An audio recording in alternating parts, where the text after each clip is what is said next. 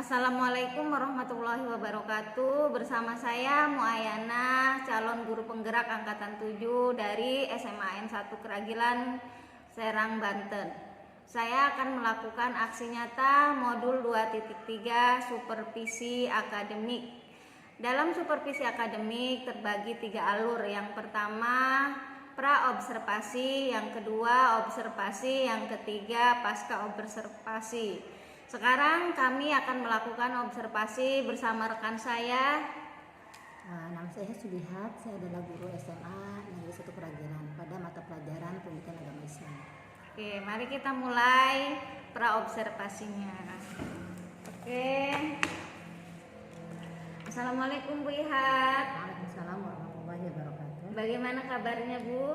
Alhamdulillah, luar biasa, Allahu Akbar. Alhamdulillah.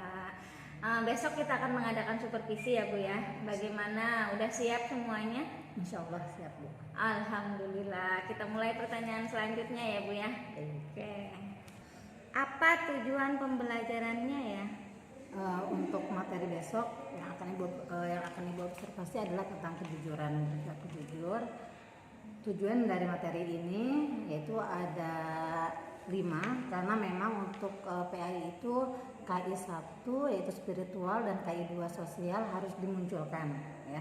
Jadi yang pertama tujuannya setelah saya nanti mengajar dengan menggunakan metode discovery learning ya, diharapkan siswa itu mampu satu menunjukkan keyakinan bahwasanya berperilaku jujur adalah merupakan ajaran pokok agama Islam.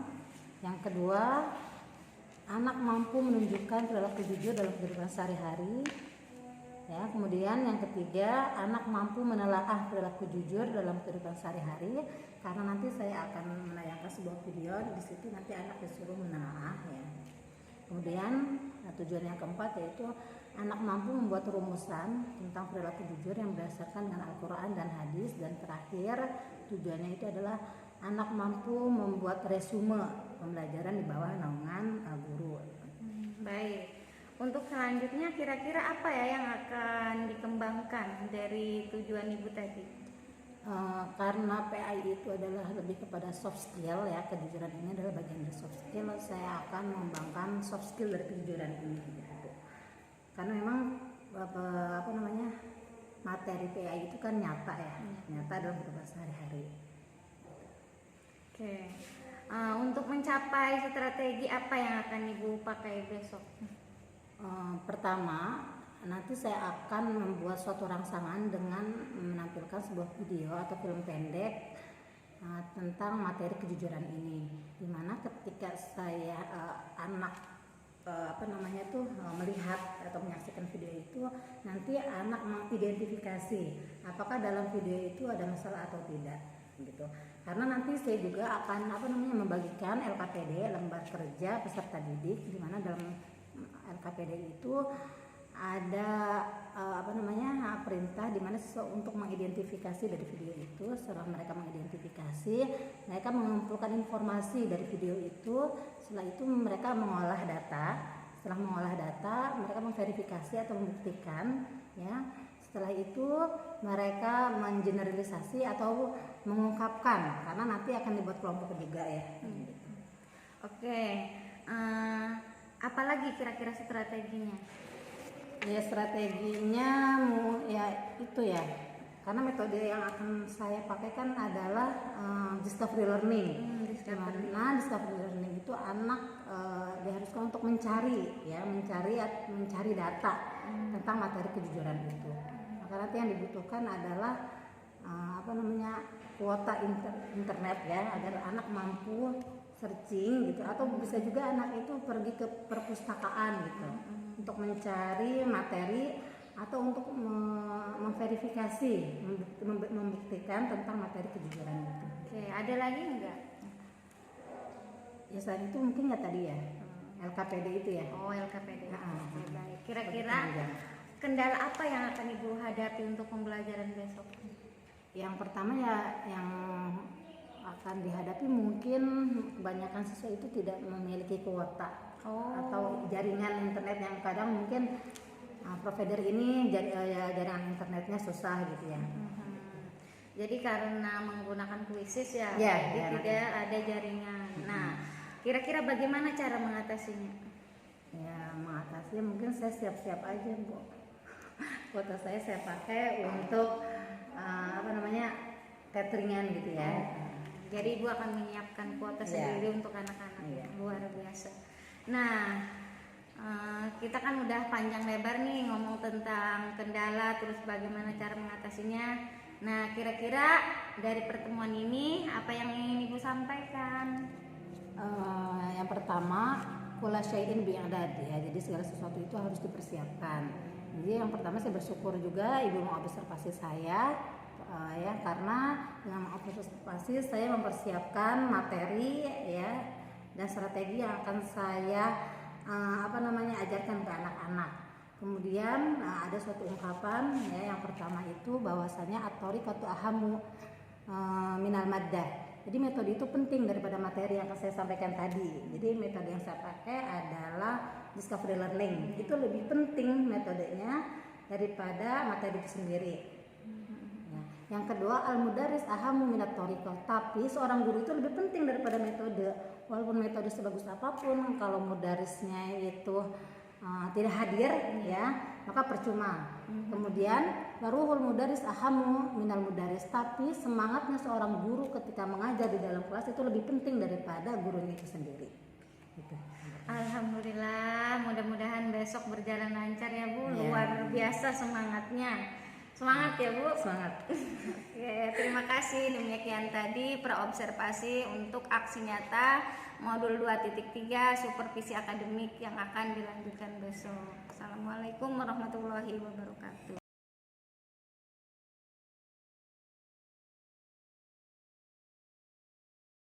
Ini alhamdulillah luar biasa, Allahu Akbar. Gimana puasanya? Alhamdulillah. Masih semangat? Masih. Semangat walaupun kita berada di bulan Ramadan ya, tapi jangan sampai puasa itu menghalangi segala aktivitas kita.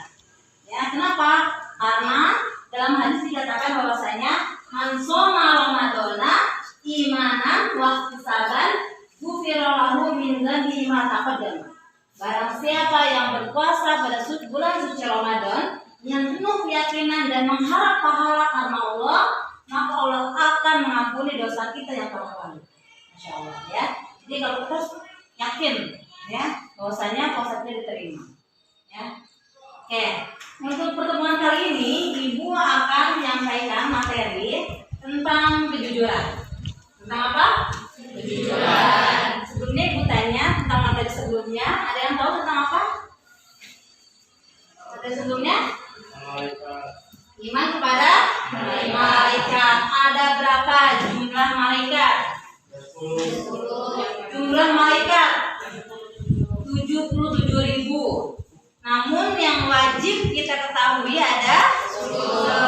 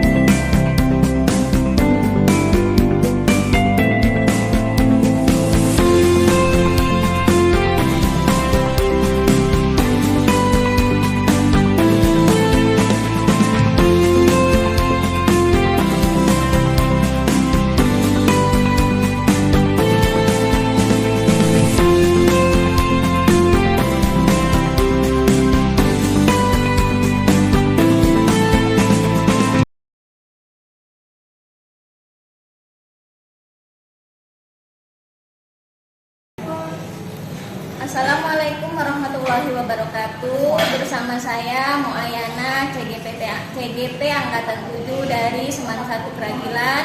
Kali ini saya akan melakukan aksi nyata dalam program Pasca Observasi Coaching untuk Supervisi.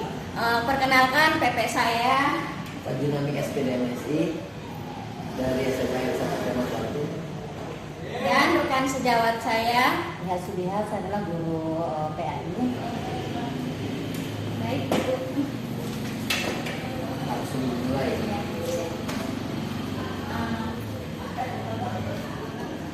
Selamat siang Bu Lihat. Terima kasih ya Bu Lihat sudah menyempatkan waktunya. Kita berlanjut dengan yang kemarin ya Bu Lihat. Kita kemarin udah observasi, pasca observasi dan sekarang pasca observasi. Kita mulai ya Bu. Kemarin kan kita habis observasi ya. Kira-kira bagaimana sih perasaan Ibu ketika observasi kemarin? Alhamdulillah, karena memang sebelum mengajar itu saya melakukan persiapan, jadi saya ada perasaan senang karena tujuan pembelajaran itu tercapai dan anak-anak pun merasa antusias dalam mengikuti pembelajaran. Alhamdulillah ya Bu, saya juga melihat kemarin Ibu sudah mengakomodir kebutuhan siswa baik dari kinestetik, auditori dan visual. Kira-kira menurut Ibu dalam pembelajaran kemarin itu ada nggak sih siswa yang merasa jenuh atau tidak fokus terhadap pembelajaran? Ada beberapa siswa karena memang mungkin waktunya siang, jadi mereka sudah kelihatan jenuh dan capek mungkin. Kira-kira ada solusi nggak Bu untuk pertemuan berikutnya agar walaupun siang tidak jenuh dan tidak capek? Mungkin nanti di sela-sela pelajaran atau di sela materi saya akan masukkan SDK gitu ya, atau game gitu, biar anak merasa happy, senang, tapi tersampaikan juga apa tujuan pembelajaran. Bagus sekali ya Bu. Terus kira-kira apa lagi yang akan Ibu lakukan? Ya mungkin itu aja sih, kalau enggak kita bikin quiz gitu ya. Kemarin saya udah melakukan bikin quiz juga kan, cuman ya mungkin ada beberapa siswa juga yang belum mempersiapkan kuota ya. Jadi artinya kendalanya memang ada di kuota itu ya. Nah, kira-kira supaya berjalan lancar jaringan itu kan tadi karena kuota, apa yang harus Ibu lakukan? Ya mungkin saya pribadi sebagai gurunya harus mempersiapkan kuota agar mereka bisa tethering gitu kali ya. Beli kuota ya. Ya beli kuota gitu Pak. Luar biasa Ibu, bukan hanya mengajar tapi juga sampai berkorban internet, jaringan, waktu, tenaga, bahkan uang ya Bu, luar biasa sekali. Nah, selanjutnya kira-kira apa yang akan Ibu kembangkan untuk tahap berikutnya? Yang akan saya kembangkan mungkin di ini ya di sosial mungkin ya, sosial gitu ya, karena anak-anaknya juga kurang bersosial gitu kan. Kompetensi sosial. Iya, kompetensi sosial gitu ya, kompetensi sosial gitu ya. Karena mungkin anak-anak itu sekarang lebih dominan mereka tuh megang gadget gitu ya. Karena saya mempersiapkan ya tadi dalam latihan dalam bentuk bisnis gitu. Tapi tetap mereka kompetensi sosialnya kurang, maka mungkin Tapi lancar. Yang di sisi itu lancar. lancar. Cuma ada beberapa siswa yang tidak mengerjakan karena memang kendala di internet itu kuota itu. Berarti satu sarana. Satu sarana itu. Handphonenya tapi ada semua. Ada. Cuma kuotanya yang banyak. Ya. Ya. Kira-kira untuk mengatasi itu selain Ibu membelikan kuota sendiri atau tethering, apa Membelikan lagi? siswa. Enggak. Maksudnya tethering gitu Pak. Oh, tethering. Ya. Saya menyiapkan untuk pribadi kuota gitu ya, yang full gitu, biar mereka bisa tethering. Nah, selain itu kira-kira apa lagi solusinya? Ya mungkin itu aja sih Bu. Atau mungkin kalau misalnya ada juga siswa yang nggak pegang HP, ya mungkin mereka manual gitu ya. Jadi latihannya dalam Apakah sekolah ada sarana tertentu? untuk saat ini belum Pak. Hanya Untuk untuk lokasi tertentu belum ada. belum ada, hanya untuk ruang guru saja. Guru saja. Oh, jadi belum nyampe ke siswa ya? Belum.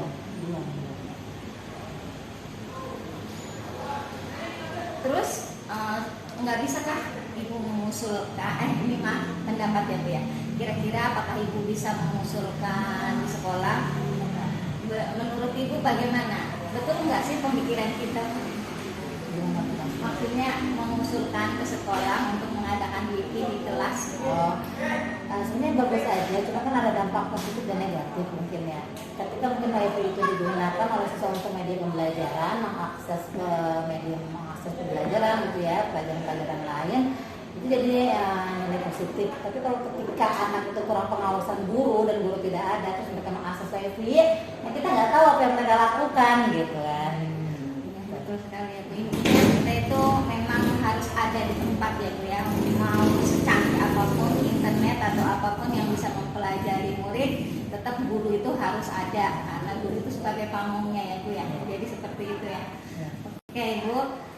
Selanjutnya kira-kira permasalahan apa yang Ibu sekarang rasakan nih? Apakah udah terpecahkan atau belum? Sedikit banyak mungkin. Maksudnya permasalahan pembelajaran di kelas. Ya, sedikit banyak sudah ya. Karena memang mungkin setiap setiap kelas itu mempunyai masalah masing-masing ya. Oh jadi udah mulai. Artinya gini. Masalahnya apa dulu Bu? Masalahnya gini, ketika mungkin dari saya pribadi apa ya, ketika saya nggak menyiapkan pembelajaran, media atau strategi atau metode gitu, artinya nanti ketika saya di kelas, aduh ini siswa dia apa ya gitu, apa saya metodenya ini aja, metode ceramah aja gitu kan. Tapi kalau saya sudah mempersiapkannya gitu kan, otomatis saya sudah lebih siap gitu ya dalam menyampaikan materi, dan siswa juga lebih antusias gitu Bu. Jadi tujuan itu sampai gitu. Kalau dari guru sendiri sudah mempersiapkan apa yang akan disampaikan. Intinya persiapan guru yang matang ya Bu ya. Iya, betul. Oke.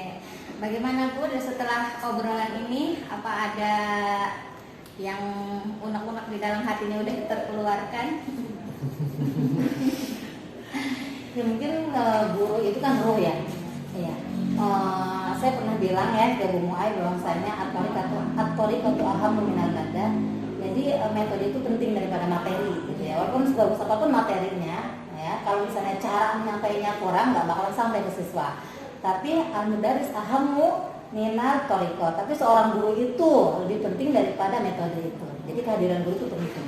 Kemudian setelah itu ruhul mudaris ahammu minal mudaris. Tapi semangatnya seorang guru itu lebih penting daripada guru itu sendiri. Intinya guru harus semangat, persiapannya matang, dan harus hadir di kelas ya Bu ya. Luar biasa sekali. Bagaimana Bu hari ini perasaannya? Alhamdulillah. Terima kasih ya Bu. Jadi intinya setelah pembicaraan tadi kita memang harus butuh persiapan ya. Terima kasih ya Bu untuk waktunya. Oh iya, bagaimana Bu kesimpulan pembelajaran kita hari ini, pembicaraan kita hari ini? Jadi intinya memang sebagai seorang pendidik itu tidak mudah ya Bu ya. Kita harus mempersiapkan semuanya, mulai dari materinya, mulai dari metodenya, dan dari kesiapan mental kita. Artinya apa, ketika kita mempunyai masalah mungkin di keluarga, punya masalah dengan teman, itu jangan dibawa ke sekolah, atau jangan sampai dibawa juga ke kelas, karena itu akan berdampak juga nanti ke siswa. Ya, terima kasih ya Bu untuk hari ini. Sekian pasca observasi dari kami. Assalamualaikum warahmatullahi wabarakatuh. Waalaikumsalam.